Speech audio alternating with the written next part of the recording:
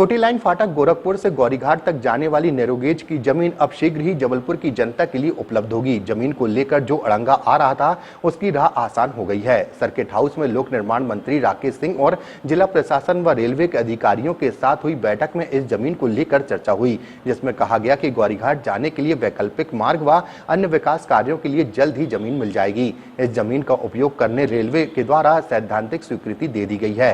बैठक में collector Deepak Saxena, DRM विवेकशील, नगर निगम आयुक्त प्रीति यादव, CPWD SC वर्मा के साथ अन्य अधिकारी मौजूद रहे। आज बहुत महत्वपूर्ण बैठक रेलवे के साथ में हमारी हुई है।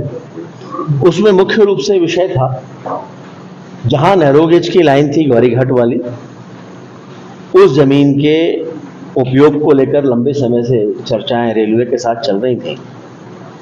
आज बहुत विस्तार से चर्चा हुई है। उसमें दो अलग अलग विषयों पर बातचीत प्रमुखता से है। एक है कि जमीन का हस्तांतरण भले ही ना हो, लेकिन वहां पूरे पे रोड बन जाए और वो रोड बने, जमीन का मालिकाना हक भले ही रेलवे के पास रहे। दूसरा है कि जो प्रस्तावित किया गया है रेलवे को, अभी गधेरी की जमीन लेकर रेलवे यहां की जमीन मध्य प्रदेश शासन को हस्तांतरित कर दे।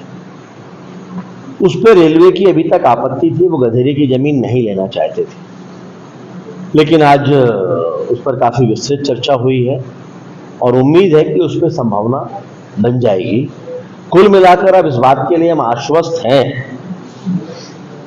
कि ग्वारीघाट तक, जो गोरखपुर से लेकर ग्वारीघाट तक की जो छोटी लाइन की जो जमीन थी, नैरोगेज की जो जमीन थी, उसका उपयोग अब मध्य प्रदेश सरकार जबलपुर के हित में, जबलपुर के विकास में कर सकेगी। आज की बैठक के बाद में ये स्पष्ट हो चुका है और छोटी मोटी उसमें कुछ औपचारिकताएं हैं, उनकी कुछ पानी की पाइपलाइन है, उनकी शिफ्टिंग का विषय एक है, तो उस पर मोटे रूप में कोई आपत्ति नहीं है। पाइपलाइन की शिफ्टिंग को लेकर वो की जा सकती है।